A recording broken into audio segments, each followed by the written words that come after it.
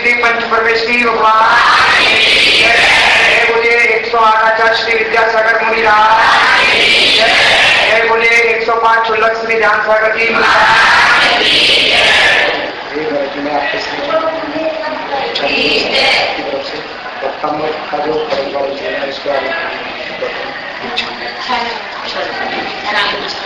ओम नमः सिद्धेभ्यः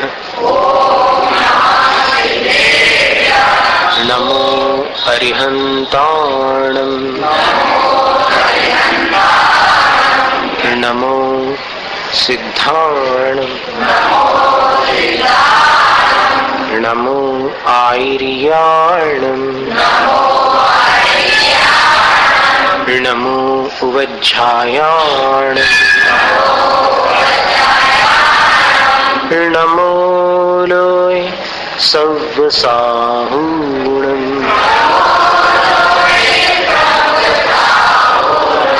एसो पंच नमो यारो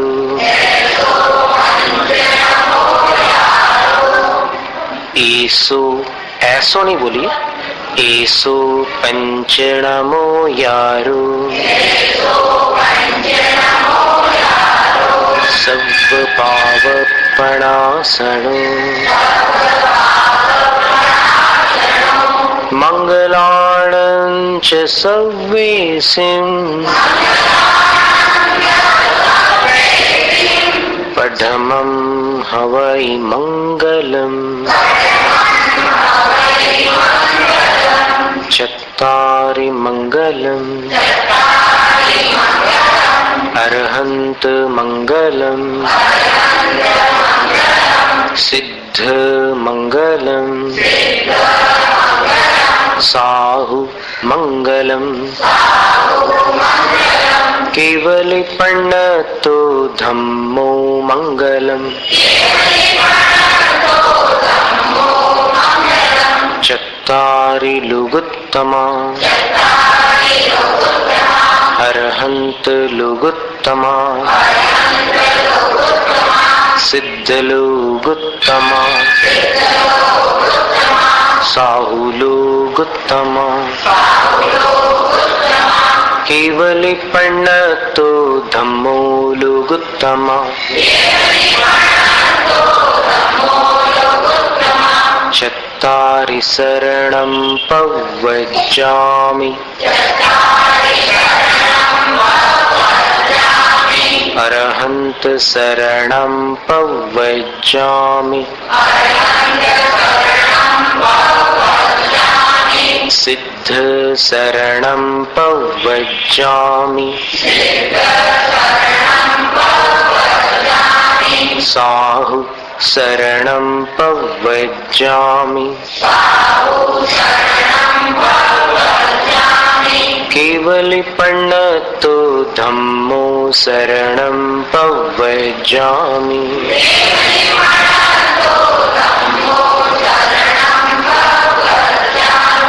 परम पूजनीय देवादिदेव प्रथम तीर्थंकर भगवान श्री आदिनाथ स्वामी की भक्तामर स्तोत्र की आचार्य श्री गुरुवर विद्यासागर मुनिराज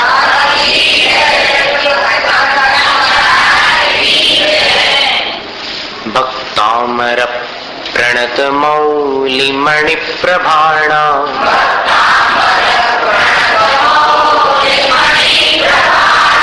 मुद्योत कंदलित पाप तमो वितानम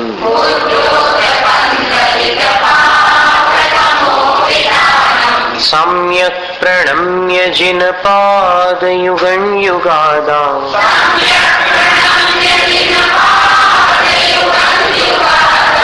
वालंबनं भवजले पतताञ्जनानां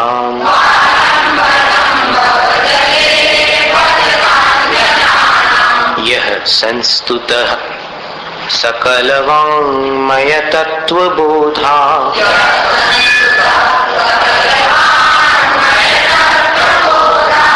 दुद्भूत बुद्धिपटुभिः सुरलोकनाथैः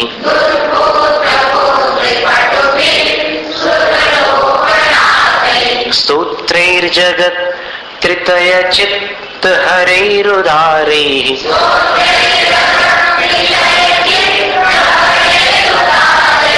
स्तोष्ये किलाहमपि तं प्रथमञ्जिनेन्द्रम्।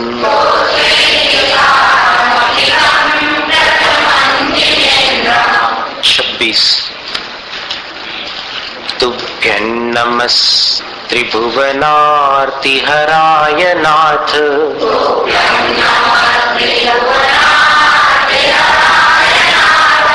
तुभ्यं नमः क्षितितलामलभूषणाय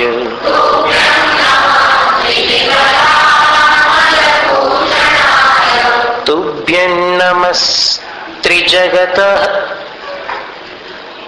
परमेश्वराय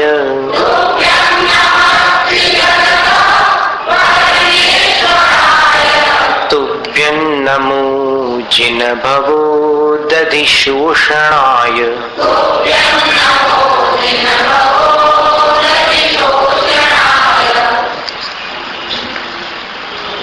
पैंतालीसवां काव्य।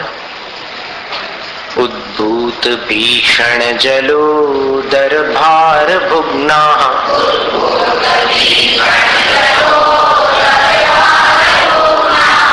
शोच्यान्दशामुपगताश्च्युत जीविताशाः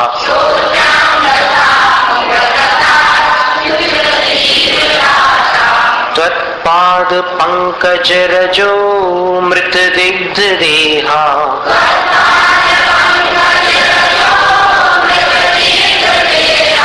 मर्त्या भवन्ति मकरद् ध्वज तुल्य रूपाः।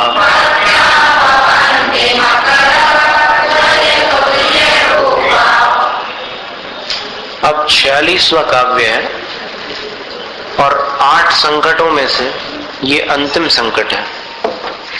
पहला संकट हाथी का, दूसरा सिंह का, तीसरा अग्नि का, चौथा सर्प का, 5वां युद्ध का, छठा समुद्र का और 7वां रोग का और ये अष्टम 8वां संकट ये है बंधन का संकट। आपाद कंठ मुरु श्रृंखल। अब श्रृंखल पर जो अनुस्वार डाला है वो अलग कर लीजिए क्योंकि आगे जो छपा हुआ है ना उसी से उसका उच्चारण बन जाता है। आपाद कंठ मुरु श्रृंखल वेष्टितांगा।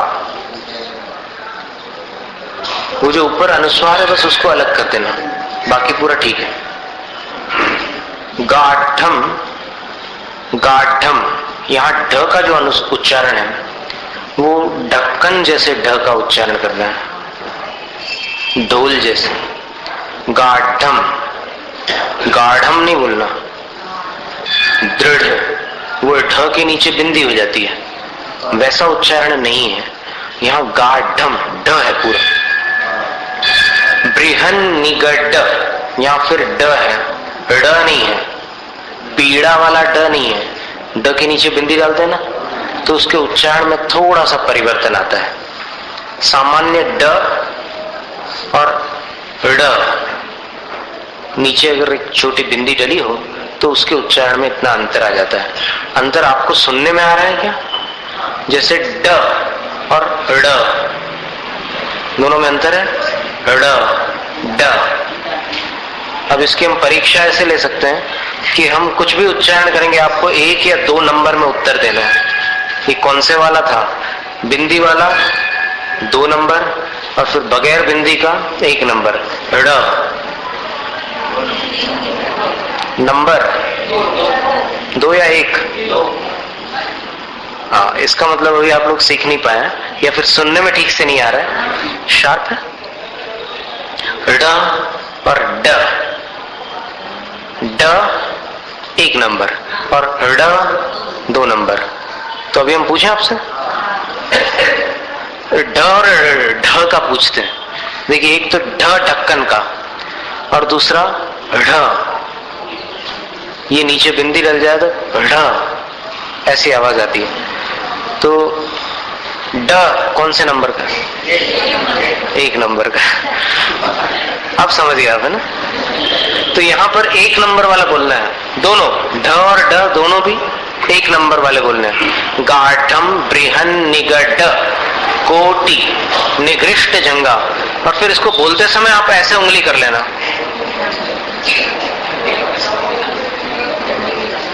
ढ में भी ऐसे कर लेना, फिर हाथ नीचे कर लेना, फिर बृहन निगड, फिर ऐसे कर लेना 1 नंबर वाली। गाढ़म बृहन निगड कोटि निगृष्ट जंगाह।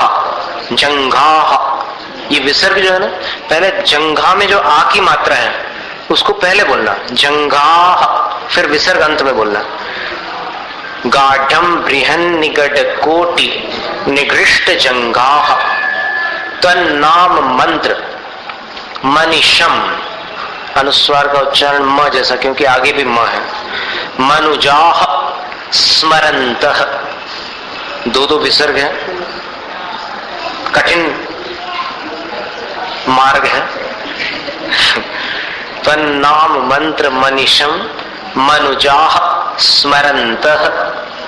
फिर सद्यः स्वयं विगत, संवर स्वयं विगत बंध भया भवन्ति। आपाद कंठ मुरु श्रृंखल वेष्टितांगा।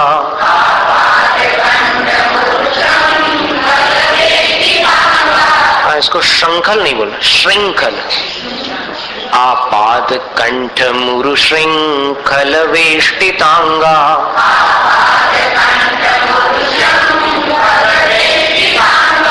श्रृंखल भी नहीं बोलना, श्रृंखल। आपाद कंठ मुरु श्रृंखल वेष्टितांगा।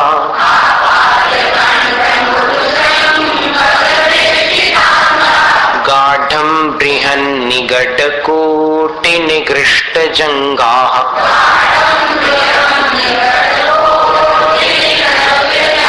आप लोगों ने, बहुत से लोगों ने 2 नंबर का उच्चारण किया।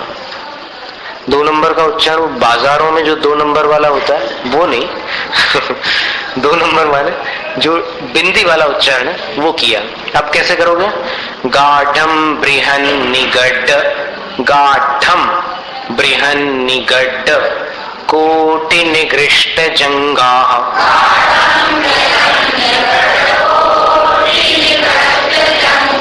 शाबाश, बहुत बढ़िया।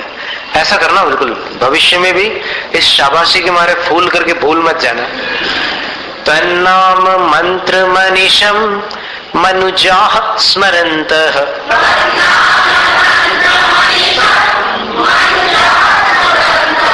सद्यः स्वयं विगत बंध भया भवन्ति।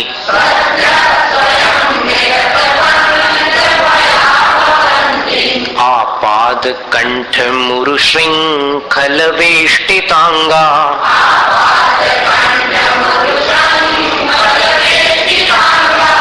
गाढ़म बृहन निगड कोटि निगृष्ट जंघाः।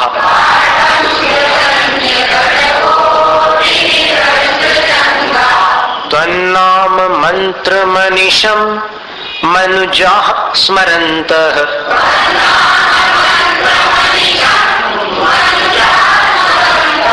सद्यः स्वयं विगत बंध भया भवन्ति।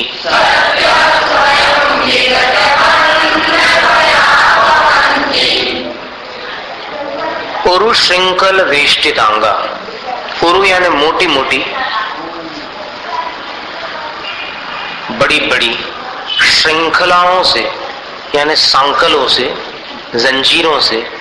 वेष्टितांगा, वेष्टित है अंग अर्थात शरीर जिनका, मोटी मोटी सांकलों से वेष्टित अर्थात लिपटा हुआ, घिरा हुआ, जकड़ा हुआ है शरीर जिनका।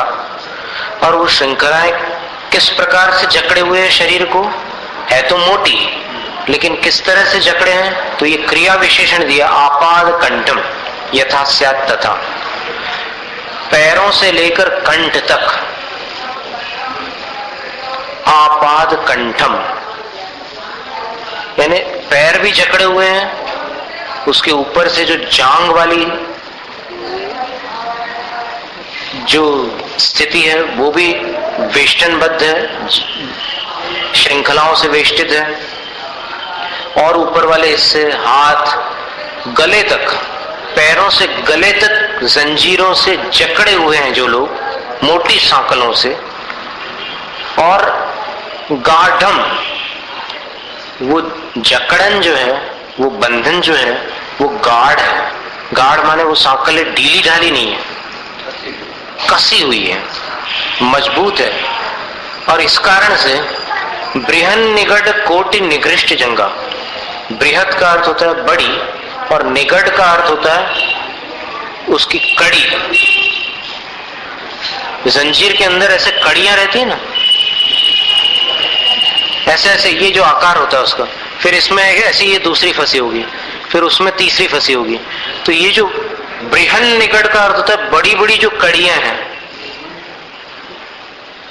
उनकी कोटि, कोटि अर्थात किनारी, बड़ी बड़ी कड़ियों की कोटि किनारी से निगृष्ट जंगा, निकृष्ट हो गई, घिस गई है, छिल गई है जंगाएं जिनकी। जंगा शब्द का अर्थ होता है घुटने से नीचे वाला भाग, संस्कृत भाषा में। हिंदी में जंगा बोल देते हैं अपन, जांग को जंगा बोल देते हैं हिंदी में, लेकिन संस्कृत भाषा में जंगा का अर्थ होता है पिंडलियां। पिंडलियां जानते हैं ना आप लोग, काफ मसल्स।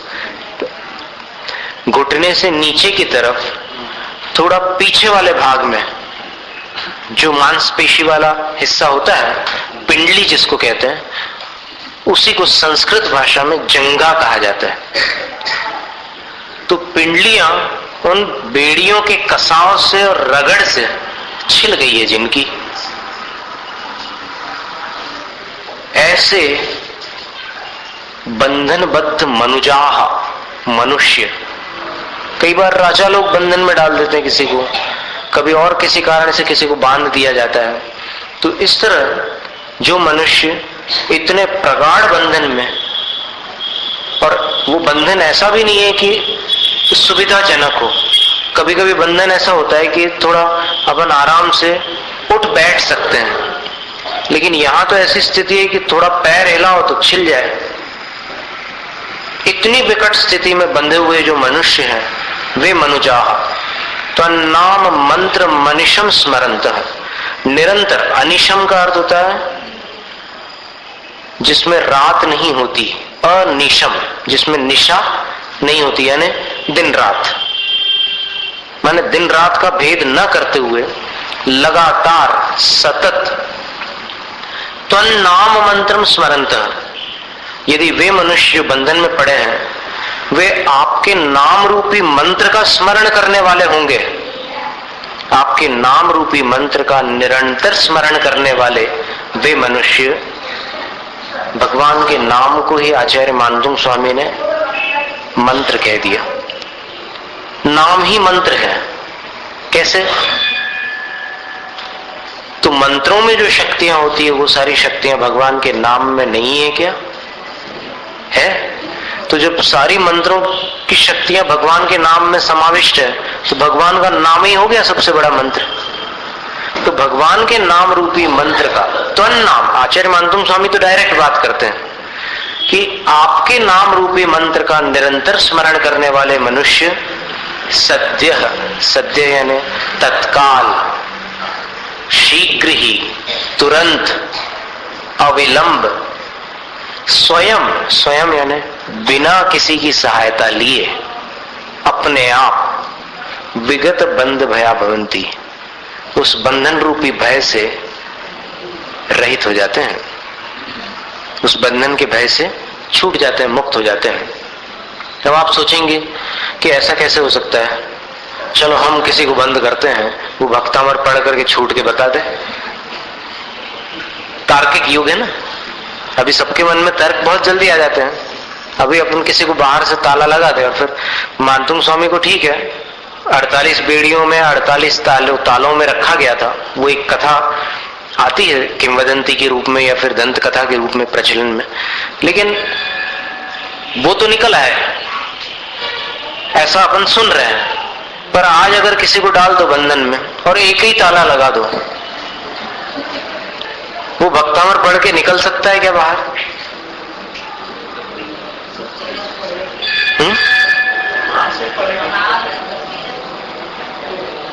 तो इसके लिए आप पूछेंगे कि महाराज आपके पास कोई दृष्टांत है क्या? क्योंकि हमने कितने सारे दृष्टांत दिए थे ना पहले, तो इसका भी आप चाहेंगे कि कोई दृष्टांत मिल जाए। जैसे उद्भूत भीषण के भी दृष्टांत दिए थे। कुछ दृष्टांत हम क्या होता है, कुछ दृष्टांत अपने जीवन में जो घटित हुए हैं वो हम प्रायः छुपा के रखते हैं और फिर जो अच्छे अच्छे दूसरे दृष्टांत है वो हम आपको बतला देते हैं।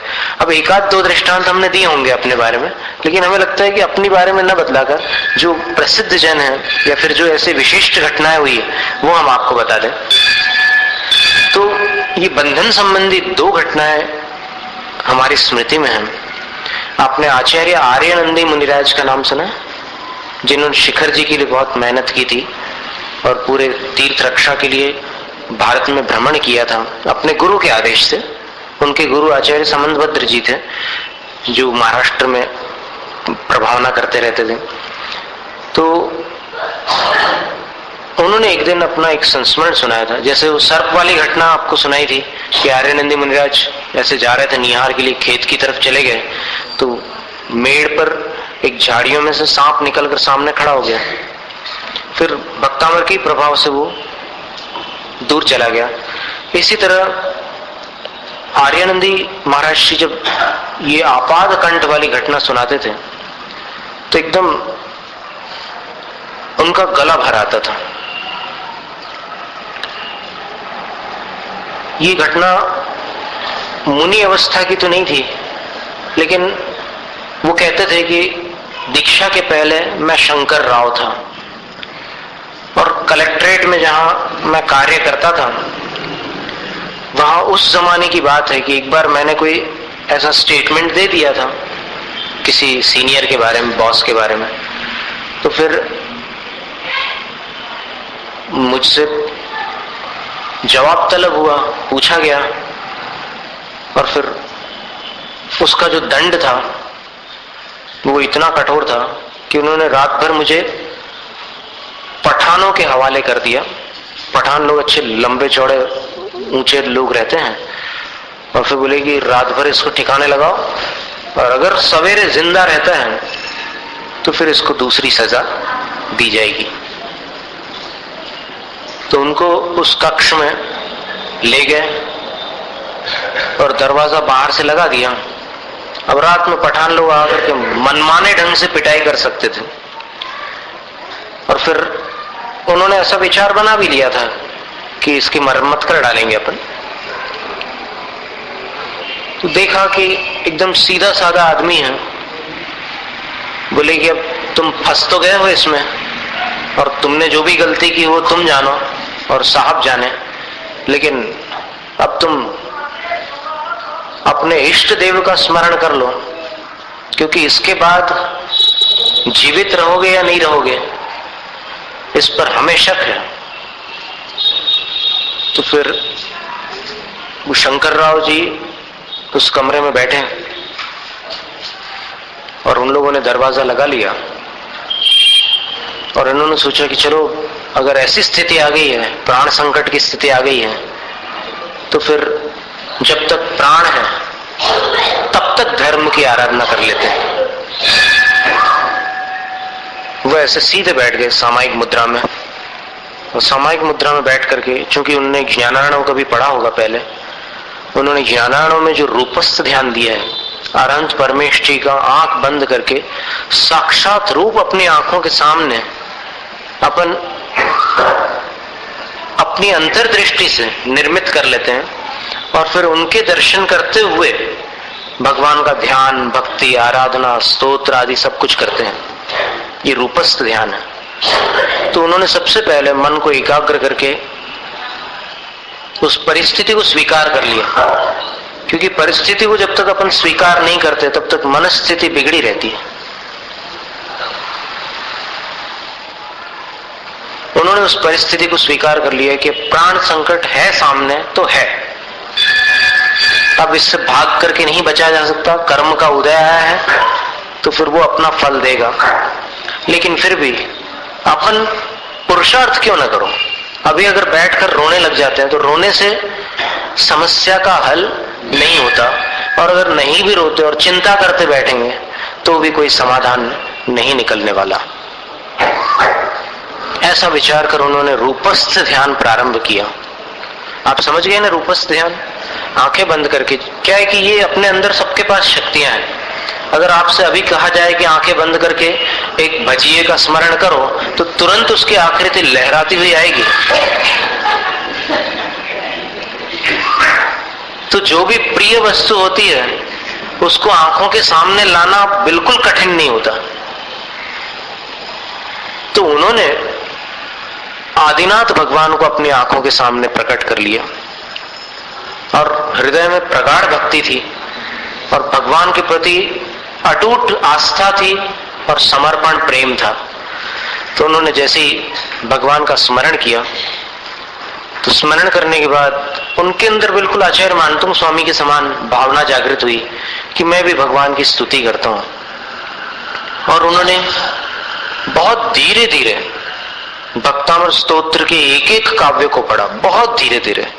भक्तामर प्रणत मौली मणि प्रभाणा, अर्थ सहित अंदर पूरा अर्थ सामने आता चला जा रहा है और वो भगवान की स्तुति करते चले जा रहे हैं। मुद्योत कंदलित पाप तमो वितानम, और सम्यक प्रणम्य के समय उनने जो प्रणाम किया होगा वो प्रणाम वास्तव में चमत्कारी प्रणाम होगा। जो सच्चे भक्त होते हैं, जिनके जीवन में चमत्कारी घटनाएं घटती हैं, वो चमत्कार को नमस्कार करने वाले नहीं होते, उनके नमस्कार में चमत्कार होता है। तो जब उन्होंने भक्ति पूर्वक प्रणाम किया होगा तब क्या स्थिति बनी होगी उसका वर्णन करने के लिए कोई शब्द सफल नहीं हो सकते। सम्यक प्रणम्य जिन पाद युगन युगादा वालंबनम भव जले पततांजनाना, वो भूल गए थे कि इस समय मैं कहाँ हूं और क्या होने वाला है। वो बस भगवान के सामने थे और उनके हृदय से केवल भक्ति प्रवाहित हो रही थी। यह संस्तुतः सकल वांग्मय तत्व बोधा। ऐसा करते करते जब 46वें काव्य में पहुंचे हुए तब तक उनकी आभा से, उनकी तरंगों से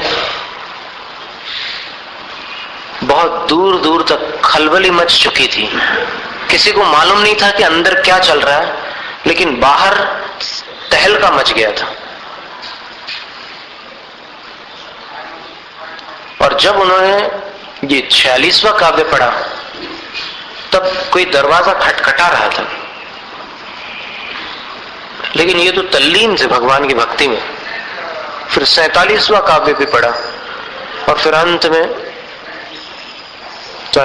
तम्मान तुंग मवशा समुपैति लक्ष्मी, तम्मान तुंग मवशा समुपैति लक्ष्मी। बाहर से उन्होंने खोल दिया था, इन्होंने अंदर से लगा के रखा था, तो फिर इन्होंने भी अब अंदर से खोला। तो फिर वहां बड़े बड़े ऑफिसर लोग खड़े हुए थे। उन्होंने कहा कि आपको जो भी असुविधा हुई है उसके लिए हम क्षमा प्रार्थी है, चलिए आपको हम आपके घर पहुंचा देते हैं। और बाइज्जत उनको मतलब गाड़ी में बैठाल कर उनके घर तक पहुंचा दिया था।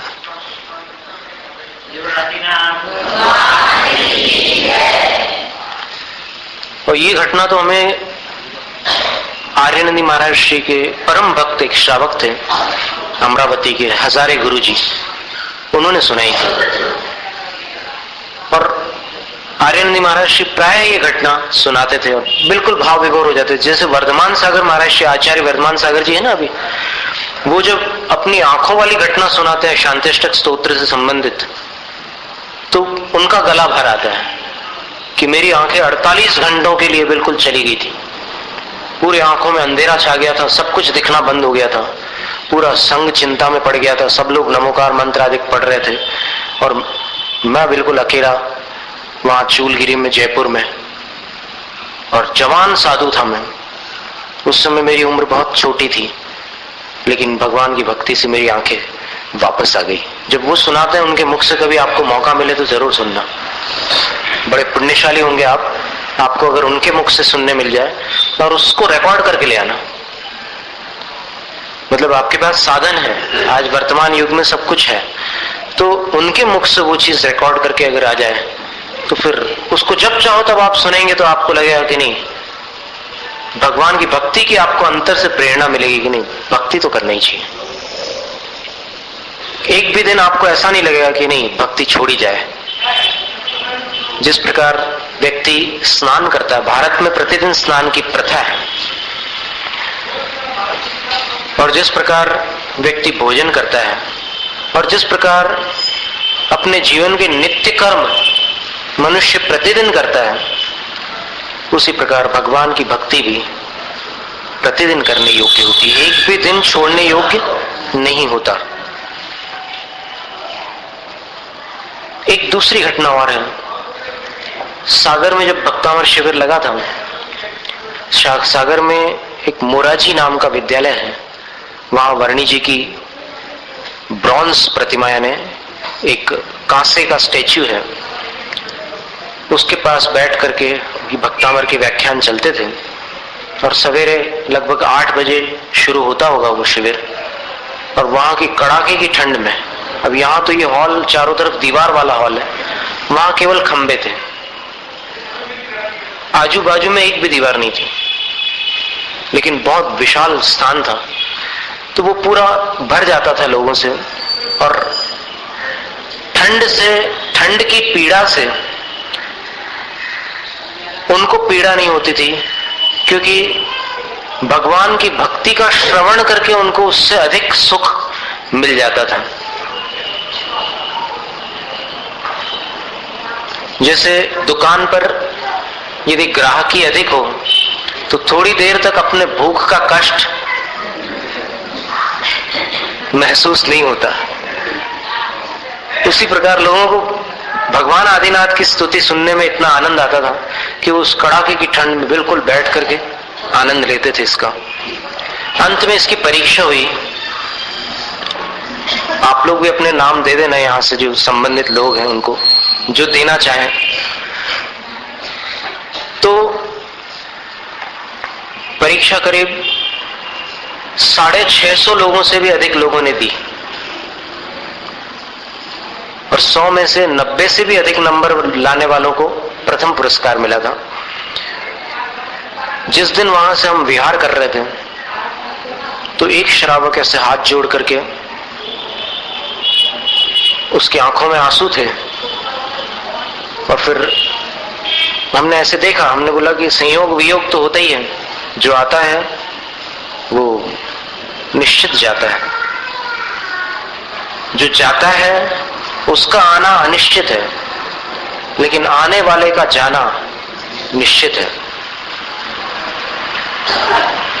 तो खेद मत करो, सागर से जा रहे हैं, किसी के मन से तो नहीं जा रहे। तो उन्होंने क्या उत्तर दिया कि इस बात को मैं भली भांति समझता हूं कि साधु एक स्थान पर निवासी बनकर नहीं रहते, चले जाते हैं, मुझे उसका इतना दुख नहीं है, लेकिन इस भक्तामर का चमत्कार मेरे जीवन में घटित हुआ है, और इस भक्तामर का अर्थ सुन करके जो मुझे आनंद प्राप्त हुआ है, वो जीवन में दोबारा कब मिलेगा ये सोच करके मैं दुखी हो रहा हूं। और मैं आपको अपनी वो घटना सुनाना चाहता हूं। और तब उन्होंने अपनी वो घटना सुनाई, सत्य घटना, सन 1977 की, जब इमरजेंसी और मीसा लगा था। आप लोगों में से किसी को याद हो? वो तो जमाना बीत गया है, करीब कितने वर्ष हो गए? 29 वर्ष के आसपास। तो सन 77 में जब मीसा इमरजेंसी में बहुत लोगों को गिरफ्तार किया गया था, कई लोगों को बंद कर दिया गया था, तब मुझे भी पुलिस पकड़ करके ले गई और जेल खाने में मेरे को डाल दिया। मेरा नियम था कि मैं अपनी जैन मर्यादा का ही भोजन करूंगा और वहां किसी और के हाथ से पानी भी नहीं पीऊंगा। अब जेल में रहने वाले के लिए ऐसी सुविधा कहां से मिल सकती है कि भाई तुम्हारे लिए जैनियों के हाथ का भोजन, और वो भी जैन मर्यादा का भोजन दिया जाए।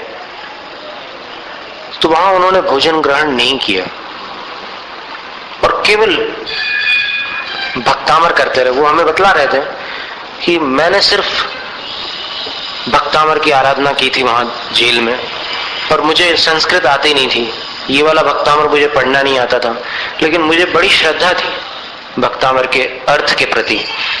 तो मैं पंडित हेमराज जी का आदि पुरुष आदिश जी ने ये वाला जो भक्तामर है उसका पाठ कर रहा था, और उसका पाठ करते करते जब ये 46वां काव्य आया तो मैंने बार बार 46वें काव्य को पढ़ा, और पढ़ते पढ़ते जब सवेरा हुआ तो सवेरे बाहर से वो जो नाम पुकारते हैं कैदियों के, उनमें मेरा नाम बार बार कोई पुकार रहा था। तो मैं उनके सामने गया, मैंने पूछा कि आपने मुझे पुकारा, क्या काम है? तो फिर वहां के जो अधिकारी वर्ग थे उन्होंने मेरा नाम पुकार करके मुझसे ही कहा कि आपको हम यहां भूल से ले आए हैं, हम आपको आपके घर पहुंचा देते हैं, और जीप में मुझे बैठाल करके मेरे घर पहुंचा गया। तो तन नाम मंत्र मनुष्यम मनुजा स्मरंत, आपके नाम रूपी मंत्र का निरंतर स्मरण करने वाले मनुष्य स्वयं अपनी तरफ से कुछ नहीं कर रहे हो, न कोई परिचित नेता को लेटर लिख रहे हैं कि भाई तुम छुड़वा दो ना, कुछ नहीं, कोई किसी का सहारा लेने की आवश्यकता नहीं है। भगवान का नाम रूपी मंत्र स्मरण करने वाले स्वयं विगत बंध भयावंत, बंधन के भय से छूट जाते हैं। लेकिन श्रद्धा जो होती है वो हृदय से होनी चाहिए। ऐसा नहीं कि मुसीबत आ गई तो श्रद्धा, और मुसीबत से छूट गए तो हे भगवान अब फिर मिलेंगे कभी। स्वार्थी भक्तों का काम प्रायः अधूरा रहता है, और सच्चे भक्तों का काम बिना फरियाद किए भी प्रायः पूर्ण हो जाता है। इसलिए अपने अंदर वास्तविक भक्ति को स्थान देना चाहिए। जकड़े हैं पूरे के पूरे भारी सांकल से जो लोग, बेड़ी से छिल गई पिंडलियां, भीषण कष्ट रहे जो, सतत आपके नाम मंत्र का सुमिरन करके वे तत्काल स्वयं छूट जाते बंधन से, ना हो पाता बाका बार। जय जय आदिश्वर स्वामी,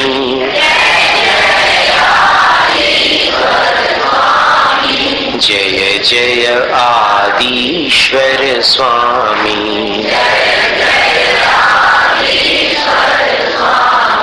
जय जय आदिश्वर स्वामी,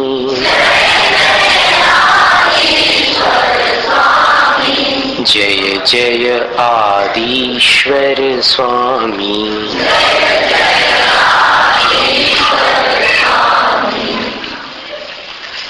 आठ बड़े बड़े संकटों का निवारण यहाँ बतलाया गया है। अब 47वें काव्य में आचार्य मानतुंग स्वामी ने फिर से उन्हीं 8 संकटों का नाम लिखा है। इसलिए डॉक्टर हरमन जैकोबी ने कहा कि ये 47वां काव्य भक्तामर में अनावश्यक है। लेकिन हम समझते हैं कि अनावश्यक तो कुछ भी नहीं होता, जिनवाणी में जो भी होगा वो कभी अनावश्यक नहीं होगा। इतना तो विश्वास है। ये जरूर है कि कुछ लोग कुछ बातों को अनावश्यक समझ करके हटा देते। जैसे अभी एक उदाहरण हमने दिया था कि अभी तत्वार्थ सूत्र का जिन विद्यालयों में पाठ्यक्रम के अंतर्गत स्थान है, वहां कई स्थानों पर तत्वार्थ सूत्र के तीसरे और चौथे अध्यायों को हटा दिया गया है कि ये अनावश्यक है। आज के विद्यार्थियों के लिए ये 3 लोक का नक्शा, जम्बू द्वीप, ये सब कोई काम के नहीं है, इनको हटाओ। तीसरे चौथे अध्यायों को उन्होंने पृथक कर दिया है। लेकिन ऐसा निर्णय करने वालों की जो बुद्धि है वो कुछ व्यापकता से अगर विचार करती है तो उनको कोई रास्ता मिल सकता है कि नहीं, ये अनावश्यक तो नहीं है, लेकिन इनको पढ़ाने का जो हमारा ढंग है उसमें परिवर्तन आवश्यक है। ऐसा विचार करना चाहिए। ये नहीं कि वो अध्याय अनावश्यक है तो उसको हटा दो। आप पढ़ाने के ढंग को थोड़ा सा मॉडिफाई कर दो ना, तो कैसा भी विद्यार्थी हो, अगर दृष्टांतों के द्वारा कठिन से कठिन बात बताई जाती है तो वो सरलता से समझ में आ जाती है। आप लोग भक्तामृत में इतनी रुचि क्यों लेते हैं? यहां पर आप सुबह सुबह ठंड के दिनों में जो 9 बजे उठने वाले लोग भी क्यों आते हैं? क्योंकि किसी कठिन बात को जब सरलता से समझाया जाता है तो फिर वो बात समझ में आती है, और समझ में आती है तो रुचि होती है। तो इसी प्रकार तत्वार्थ सूत्र का तीसरा और चौथा अध्याय उनको समझाने का ढंग बदल करके पाठ्यक्रम में बनाए रखना चाहिए, उसको हटाना नहीं चाहिए।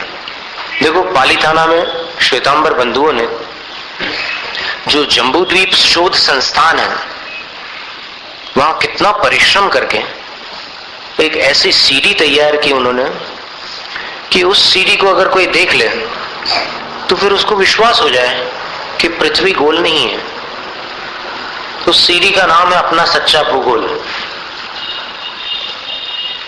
उसको अगर कोई देख ले तो उसको विश्वास हो जाएगा कि नहीं, वैज्ञानिक दृष्टि से भी पृथ्वी गोल नहीं है। ऐसे से उन्होंने उसमें एविडेंसेस दिए हैं। और फिर एक शिक्षक है, वो विद्यार्थियों को सारी चीजें समझा रहा है उस सीडी में। देखने लायक सीडी है, तो उसको आप देखिए, कितने सारे समाधान आपको प्राप्त हो जाएंगे। तो उसको ये लोग और देख लें जिनको लगता है कि तत्वार्थ सूत्र का तीसरा चौथा अध्याय अनावश्यक है, इसलिए विद्यार्थियों को नहीं पढ़ाना चाहिए। अगर उस सीडी को देख लेंगे तो उनको लगेगा अरे आवश्यक है, पढ़ाना चाहिए। तो ये तो हम व्यर्थ में अनावश्यक समझ करके उसको अलग कर रहे हैं, जरूर पढ़ाना चाहिए।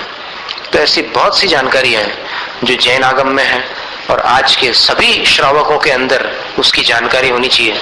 नीति वाक्यामृत पढ़ने के बाद आप तत्वार्थ सूत्र पढ़िएगा।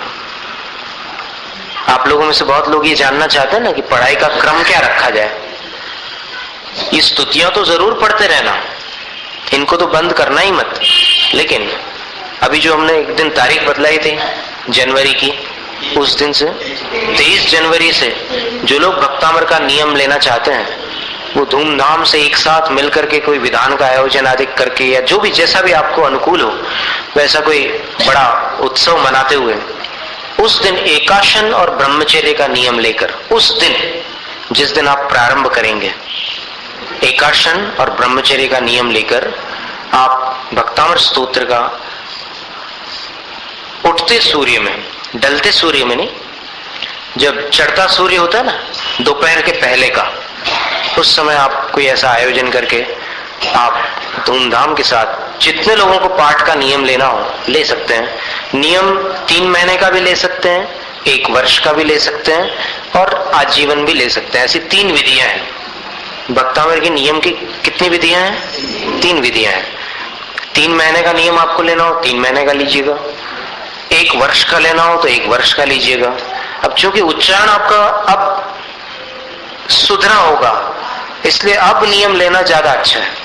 क्योंकि तिथियां तो जब अपन ने स्तोत्र प्रारंभ किया था यहाँ शिविर, तब भी आ रही थी, लेकिन अब इस पौष महीने में कोई तिथि नहीं आती है।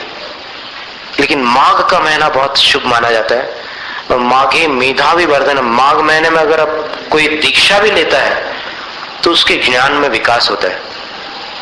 जिन साधुओं ने अपनी दीक्षा माघ महीने में प्राप्त की है, उन साधुओं को आप देखेंगे तो वो बुद्धिमान होंगे। माघ महीने में दीक्षा लेने पर बुद्धि की वृद्धि होती है। तो इसी प्रकार भक्तामृत स्तोत्र का भी पाठ आप अगर माघ महीने में प्रारंभ करो तो माघ महीना आ ही रहा है, वसंत पंचमी का दिन है 23 जनवरी को। तो उस पंचमी के दिन अगर आप प्रारंभ करते हैं, पूरे भारत में तो सरस्वती दिवस मनाते हैं उसको, 23 जनवरी है ना, तो उस दिन आप प्रारंभ कर सकते हैं। और फिर प्रारंभ करने के पहले कहीं गुरु के पास जाकर के श्रीफल चढ़ा के आशीर्वाद ले लेना, क्योंकि गुरु के आशीर्वाद पूर्वक प्रारंभ किया हुआ कार्य मंगलमय होता है, निर्विघ्न होता है। तो ऐसा कुछ कर सकते हैं आप। हम पता नहीं कहाँ होंगे उस समय।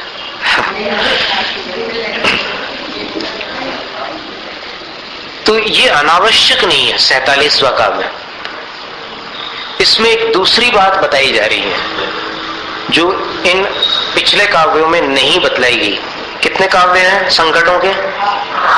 संकट 8 है, काव्य 9 है। देखो आप गिनो जरा, काव्य कितने देख लो जरा। हाथी वाला 1, शेर वाला 1, अग्नि वाला 1, सांप वाला 1 और युद्ध वाले 2 है। सागर वाला 1, रोग वाला 1 और बंधन वाला 1। कितने हुए? तो 9 काव्यों में 8 संकटों का वर्णन है। और आगे जो नमयूण स्तोत्र है इसी पुस्तक के अंतर्गत एक नमयूण स्तोत्र आचार्य मानतुंग स्वामी ने पार्श्वनाथ भगवान की भी स्तुति की है। यहाँ इसमें तो आदिनाथ भगवान की स्तुति है और कभी किसी जमाने में उन्होंने पार्श्वनाथ भगवान की भी स्तुति की होगी, तो वो प्राकृत भाषा में निबद्ध है। तो उसमें उन्होंने इन्हीं 8 संकटों का वर्णन किया है। एक संकट में थोड़ा सा फर्क है, चोर लुटेरों का संकट दे दिया उसमें उन्होंने। चोर लुटेरों का भी संकट होता है ना संसार में, वो संकट उन्होंने उसमें दे दिया है, सम्मिलित किया है। तो संकटों का निवारण उन्होंने वहां भी पार्श्वनाथ भगवान की स्तुति के तहत प्रदर्शित किया है। और वहां तो उन्होंने गंधोदक का बहुत सुंदर उपयोग बतलाया है। जैसे यहां पर बतलाया था ना कि भगवान की चरण रज मिल जाए और उसका लेप शरीर पर लगा दो तो जलोदर मिट जाता है। और फिर वो मनुष्य जो जलोदर से विकृत हो गया था, उसकी आकृति पूरी विकृत हो गई थी, वो सुंदर कामदेव जैसी आकृति वाला रूपवान मनुष्य बन जाता है। ऐसा बतलाया था इसमें। अब वहां पर नमयूण स्तोत्र में आचार्य मानतुंग स्वामी ने कहा कि चलो जलोदर का वर्णन तो भक्तामर में है, वहां पर उन्होंने कुष्ठ व्याधि का, कोढ़ का वर्णन किया। कोढ़ में क्या दुर्दशा होती मनुष्य की, उसका चित्रण करके फिर उन्होंने लिखा है कि ते तुह चलना राहण सलिलंजलि से वड्य छाया। आपके चरणों के अभिषेक संबंधी जल को अगर एक अंजलि अपने हाथ में भर करके वो किसी कोढ़ी मनुष्य के ऊपर वो गंधोदक डाल दिया जाए तो उससे वड्य छाया, उनकी सुंदरता में वृद्धि हो जाती है। जो सुंदरता चली गई कोढ़ के कारण वो वापस लौट आती है और वो पूरे के पूरे स्वस्थ बन जाते हैं। और इसके कई उदाहरण आपने सुने भी थे अभी। इसका वर्णन जब चला था, एक चर्म रोग मिट गया था किसी का, किसी को छाती पर ल्यूकोडर्मा का सफेद दाग था, वो भी दूर हो गया था भगवान के अभिषेक संबंधी गंधोदक मात्र से। और वहां तो आचार्य मानतुंग स्वामी ने लिखा है कि भगवान के चरणों के अभिषेक का जल पर्याप्त है। चरणों के अभिषेक का, पूरे भगवान का अभिषेक करो आवश्यक नहीं है। वास्तव में मस्तकाभिषेक क्यों किया जाता है? एक साहित्यकार ने बड़े सुंदर शब्दों में इसका उल्लेख किया कि मस्तकाभिषेक चरणाभिषेक की भूमिका है। जैसे अपन बोलते हैं कि सम्यक दर्शन धर्म की नींव है, दंसण मूलो धम्मो। आचार्य कुंद स्वामी ने दंसण पाउड में लिखा कि सम्यक दर्शन धम्मो मूलो धम्म, दंसण मूल धम्मो, मूल है धर्म का, मूल है, धर्म नहीं है। सम्यक दर्शन धर्म नहीं है, धर्म का मूल है। जैसे वृक्ष में क्या होता है? जड़ होती है, तना होता है और ऊपर शाखाएं, पुष्प, फल होते हैं। तो इसी प्रकार यहां पर सम्यक दर्शन धर्म का मूल है। तो अभिषेक जो है, मस्तकाभिषेक करो तो फिर अभिषेक की पूर्णता नहीं होती। जब तक चरणों का अभिषेक नहीं हो जाता तब तक अभिषेक हमेशा अधूरा रहता है। और इसकी एक घटना आपकी स्मृति में झलकी, अभी याद आया कुछ आपको कि ऐसी कोई घटना घटी थी जिसमें मस्तकाभिषेक करने के बावजूद, याद आ गया ना, ट्यूबलाइट ऑन। बाहुबली भगवान का अभिषेक जब हो रहा था, प्रथमा अभिषेक, पहली बार जब अभिषेक हो रहा था, तब क्या हुआ था? बड़े बड़े दानवीर, बड़े बड़े धनपति सब अभिषेक कर करके आश्चर्यचकित हो रहे थे, क्योंकि अभिषेक अटक रहा था। मस्तक पर सबने जी भर के धाराएं डाली थी, लेकिन वो सारा अभिषेक स्थगित था, अपूर्ण था। और अंत में गुल्लिका जी, उनकी प्रतिमा आज वहां पर गोमटेश्वर बाहुबली में आप देख सकते हैं। गुल्लिका जी को सफलता प्राप्त हो गई और सबको सद्बुद्धि। वो अभिषेक पूर्ण उनके कलश से हुआ, गुल्लिका जी के। और जो प्रतिमा वहां पर विराजमान है गोमटेश्वर बाहुबली में, कलश सहित गुल्लिका जी की प्रतिमा वहां पर विराजमान, ऐसे हाथ में कलश पकड़े हुए हैं। क्या कारण था कि अभिषेक रुका रहा?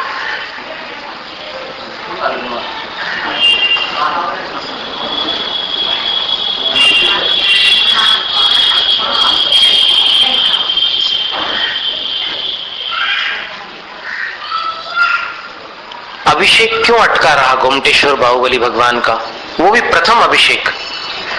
सबकी धाराएं आकर के शरीर पर किसी स्थान पर अटक गई थी, लेकिन चरणों तक एक भी धार नहीं पहुंची थी। फिर गुल्लिका जी के कलश से कैसे वो चरणों तक चली गई धार? क्योंकि वो कलश कोई इतना भारी कलश तो था नहीं कि जिस कलश की धार पूरे पहाड़ को भिगा दे। वो तो सिर्फ चरण नहीं भीगे भगवान के। जब गुल्लिका जी की कलश की धार प्रवाहित हुई, तब उस धार से भगवान के चरण तो हो ही गए प्रक्षालित, लेकिन पूरा पहाड़ तर हो गया, दुग्धमय हो गया, पूरा पहाड़ अभिषिक्त हो गया। क्या कारण था? उसका कारण केवल यही था कि भगवान अपना अभिषेक, अपना प्रथम अभिषेक योग्य पात्र से ही स्वीकार कर सकते थे। वहां पर धन की शक्ति, सत्ता की शक्ति, ये सब निष्फल थी। वहां केवल भक्ति की शक्ति ही काम करने वाली थी।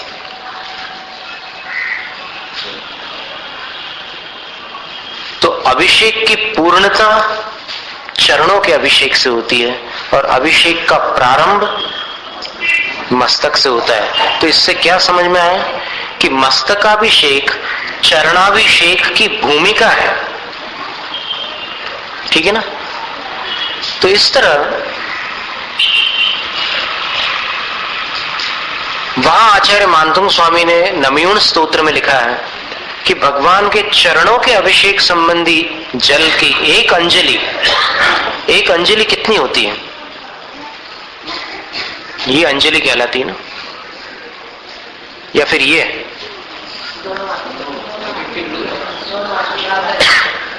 एक हाथ से तो खोबा हो गया ना, ये अंजलि। लेकिन अब जैसे आप गुरु महाराज को आहार देते हैं, निर्गंथ मुनियों को, तो उस आहार में साधु आहार जो लेते हैं वो किस में लेते हैं? इसमें अंजलि पुट में। तो कभी कभी कुछ लोग निवेदन करते हैं नवदा भक्ति करते समय, मन शुद्धि, वचन शुद्धि, काय शुद्धि, आहार जल शुद्धि। हे स्वामी, अंजलि छोड़ भोजन ग्रहण कीजिए। अंजलि छोड़, यहां देखा आपने? अंजलि छोड़, अंजलि छोड़ कैसे भोजन ग्रहण करे भाई? अगर आप लोगों की बात मान ले वे महाराज, तो भोजन नहीं हो सकता।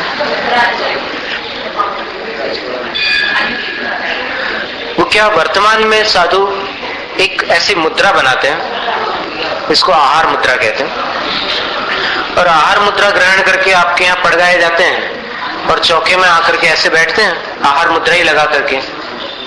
तब ये अंजलि नहीं होती है। इसलिए अंजलि छोड़ भोजन ग्रहण कीजिए ऐसा ना कहते हुए मुद्रा छोड़ भोजन ग्रहण कीजिए। क्या कहेंगे? मुद्रा छोड़ भोजन ग्रहण कीजिए। अब इसमें फिर मुद्रा छोड़, अंजलि बांध भोजन ग्रहण कीजिए, इतना सब आपको समझाने की आवश्यकता नहीं है, क्योंकि उनको पता है कि कैसे लेना है। इसलिए आप ये मत कहिए कि अंजलि बांध भोजन ग्रहण कीजिए, वो खुद बांध लेंगे। आप सिर्फ इतना कहिए कि मुद्रा छोड़ भोजन ग्रहण कीजिए। अब ये जो आदत पड़ जाती है लोगों की, वो क्षुल्लकों से भी बोलते हैं कि अंजलि बांध भोजन ग्रहण कीजिए। अब वो अंजलि बांधे तो फिर कटोरा रख दे और अंजलि बांध भोजन ग्रहण करे। तो इसलिए थोड़ा समय का भी भान रखना चाहिए। ऐसा नहीं कि वो बाजू वाला ऐसा सिखा करके गया है। अब कभी कभी ऐसी स्थिति भी होती है श्रावकों की कि आहार दान देते समय वो अपनी बुद्धि का इस्तेमाल ही नहीं करते। जैसे मान लो रोटी का ग्रास दे दिया उन्होंने, और उसके बाद अब क्या करना है, तो वो सब लोग लेकर के बैठे हुए हैं कटोरियां, और फिर पीछे मुड़ करके अरे बोले अब डालो दाल और सब्जी, ये भी बताना पड़ेगा क्या? तो कुछ काम अपनी बुद्धि से भी किए जाते हैं। इसी का नाम तो विवेक गुण है। जो दान देने वाला दातार होता है उसके 7 गुण होते हैं। उन 7 गुणों में ये भी एक गुण होता है। अब 7 गुण 3-4 प्रकार से श्रावकाचार ग्रंथों में उपलब्ध होते हैं। हम आपको एक सैंपल बतला देते हैं। श्रद्धा, तुष्टिर, भक्तिर, विज्ञान, मलुब्धता, क्षमा, सत्वम। पहला गुण है श्रद्धा। आपकी सच्चे देव शास्त्र गुरु के प्रति श्रद्धा होनी चाहिए। फिर दूसरा गुण है तुष्टि। तुष्टि का अर्थ संतोष। आपको संतुष्टि होनी चाहिए कि गुरु मेरे घर आए हैं। फिर तीसरा गुण है भक्ति। चौथा है विज्ञान अथवा विवेक।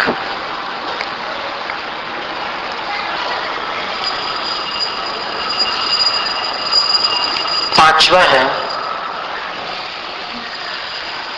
अलुब्धता।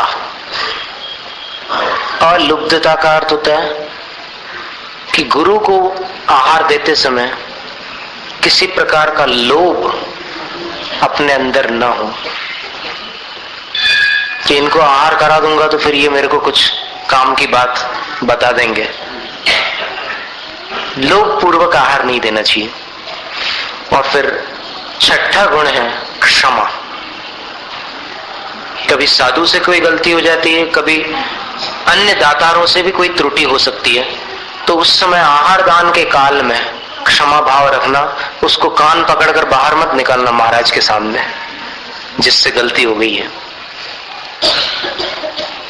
उस समय क्रोध नहीं करना है, क्षमा भाव रखना है। और उस समय क्षमा भाव रखने से बाद में अपने आप जब क्रोध शांत हो जाता है तो फिर आप कुछ दूसरे शब्दों में ही उसको समझाएंगे। क्या होता है कि जब क्रोध आता है और आपके शब्द निकलते हैं तो वो अलग होते हैं। क्रोध जाने के बाद जो शब्द निकलते हैं एक ही प्रसंग को लेकर वो अलग होते हैं। तो क्षमा भाव छठा गुण है। और 7वां गुण है शक्ति। शक्ति दोनों प्रकार की होती है, शारीरिक शक्ति और आर्थिक शक्ति।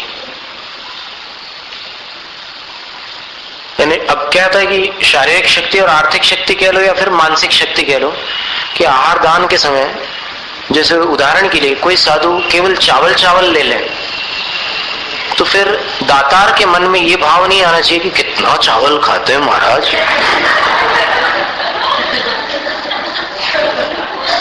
ये सत्व गुण का अभाव है, दोष है।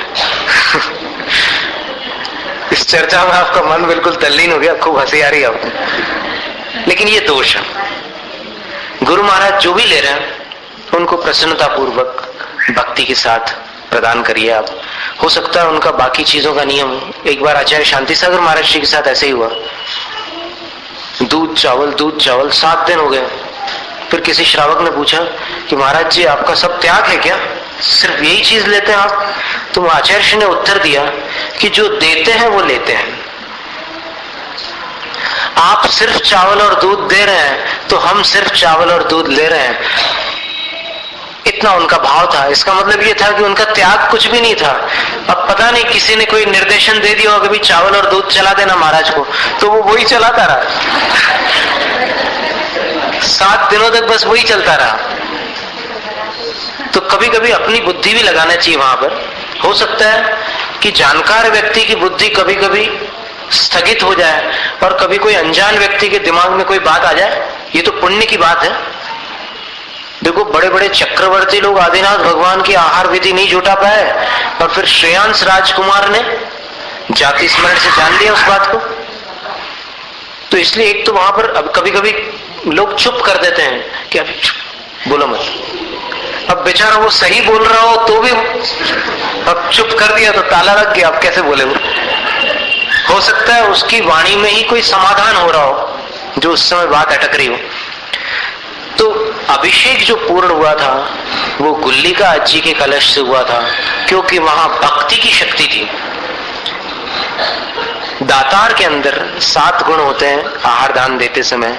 तो उसमें अब आप लोगों ने, जिन लोगों ने लिख लिया हो अच्छी बात है, और जिनको जितना याद रह जाए वो भी अच्छी बात है, और जो बाहर जाकर भूल जाए वो पूछ लेना किसी से। तो आज अपन ने 46 काव्य पूर्ण किए हैं। अब देखिए संयोग ऐसा बन रहा है कि ये जो काव्य चल रहे हैं क्रम से, इनमें जो तारीखें चल रही हैं इस महीने की, उसके साथ भी अंक ज्योतिष का कोई विचित्र मेल बना हुआ है। कल 45वां काव्य हुआ था और तारीख क्या थी? कल 27 तारीख थी।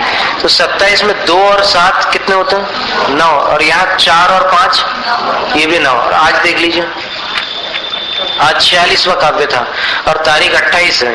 तो 2 और 8 और 4 और 6, और उसके पहले 44वें काव्य में भी यही हाल हुआ था। चलो चलने दो, ठीक है। अब परीक्षा की आप लोग तैयारी प्रारंभ कर दो, है ना। और डरने की कोई बात नहीं है, क्योंकि आपको उत्तर लिखना नहीं है, उत्तर उसी में लिखा होगा, पर उसमें 4 उत्तर लिखे होंगे, 4 में से एक ही सही होगा, तो वो आपको छांटना भर है। इसलिए बहुत आसान परीक्षा होगी। और इसमें क्या है कि जिनको कुछ भी नहीं आता, जो एक भी दिन नहीं आए, वो भी अगर आंख बंद करके ऐसे निशान लगाते जाए 4 में से किसी एक के, तो भी उनको 0 नहीं मिलेगा, ऐसा हमारा मन कहता है। और अगर किसी को मिल जाए तो वो भी एक चमत्कार समझा जाए। स्तोत्र पठन में मेरे द्वारा यदि जो कहीं कहीं प्रमाद से कुछ अर्थ वाक्य पद मात्रा छूट गई, सरस्वती मेरी उस त्रुटि को कृपया क्षमा करें, और मुझे कैवल्य धाम में माँ अविलंब धरे। वांछित फलदात्री चिंतामणि सदृश मात तेरा, बंधन करने वाले मुझको मिले पता मेरा, बोधि समाधि विशुद्ध भावना, आत्म सिद्धि मुझको मिले और मैं पा जाऊं मां, मोक्ष महासुख को। आचार्य मानतुंग स्वामी की।